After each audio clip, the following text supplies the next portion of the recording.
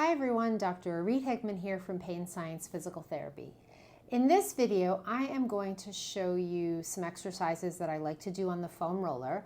It's been a while since I've done a foam roller exercise routine, and so I thought it'd be a good time to give you another one. So I have here blue foam roller. It is a 36-inch, so 3 feet wide, and I think it's about 6 inches around. So it is a round foam roller as opposed to a half roller.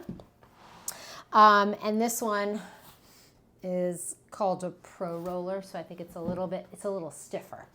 And so there's a few things I like to do on foam rollers. The first one I'm going to show you is for stretching out the middle part of the back. And so with this exercise, a lot of times when you're sitting for long periods of time and you spend a lot of time sort of rounded in front of your computer desk, I know nobody does that. You know, you're all sitting upright and nobody is sitting in poor slumped posture for hours on end. By the way, sitting in slumped posture for short periods of time, it's really not a big deal. So I don't want you to worry if you spend periods of time being slumped. It's really if you spend hours upon hours upon hours in that position, and it's probably not so great. It tends to stretch out muscles that we need for being upright. They get a little stretched and they're not as strong.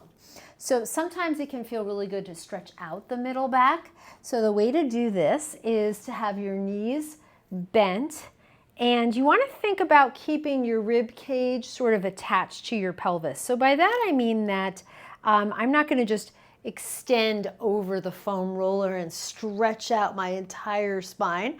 I'm actually going to keep the pivot point for this stretch in the middle of my thoracic spine, which is where your rib cage attaches. I would recommend that you support under your head and that you just allow your upper back to slowly come back over top of the foam roller. And it's not a big motion. That's the thing that's important to remember about this stretch, is that your middle back doesn't really move all that much. And so it's because you have ribs there, so it protects and it prevents too much motion there. So it's really just it's not a big motion. It's really just a gentle extension in the middle part of the back. And the foam roller starts kind of in the middle, like at the base of your rib cage, and then I'll lower myself down a little bit so that I get that foam roller to come up my spine, and again extend back a little bit over the top of the foam roller, and then come out of that position. And so that helps to get some stretch in the middle back, and I really like that because if I've been sitting in front of my computer for a period of time, I tend to get sort of stiff and I will get tired, which means I will slump forward. The other stretch I like to do is over the top of the foam roller. So I will lay on the foam roller, make sure your hips or your butt's all the way as far to the end as possible. I'll lower myself down and I'll start with my arms facing the ceiling and my shoulder blades coming down on either side of the foam roller. And then I'm going to stretch out. And when I do this, because I have dropped my shoulder blades down, as I bring my arms out to the side, I'm going to feel a lot of pressure on the insides of my shoulder blades, which is an area that a lot of patients will say feels really stiff and uncomfortable.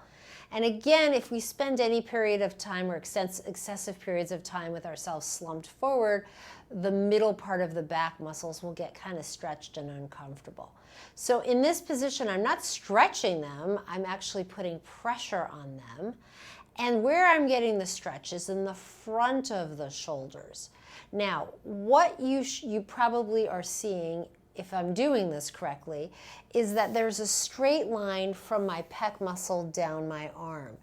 This motion, it's very important that when you do this, that the movement is coming from the front part of the chest rather than my arms. So I don't know if you can see this, but the difference is I'm doing this versus I'm doing this. And if you do this, you can see that what's happened here is I'm going to get more stretch in the front of the shoulder joint.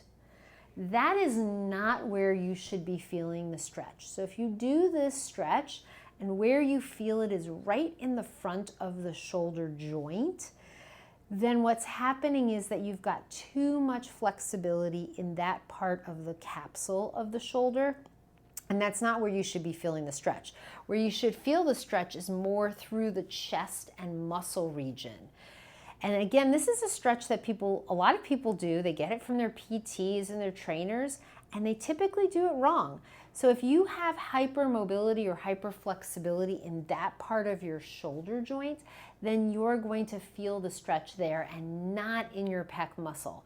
So that's part of the reason why you want to be pretty careful that when you do this, you don't just drop your shoulders back. So you can see how much motion I'm able to get in my shoulder just by dropping it back and not doing that prep that I did in the beginning. So if you drop your shoulder blades down, so they're on either side of the shoulder of the foam roller, and then you slowly let your arms come out.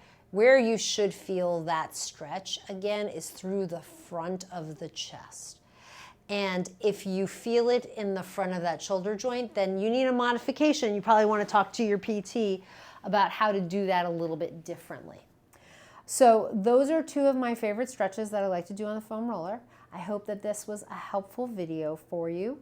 If you have any questions, feel free to put them in the chat. If you thought this was a good video, I'd love a thumbs up. And please subscribe for more. Have a good one.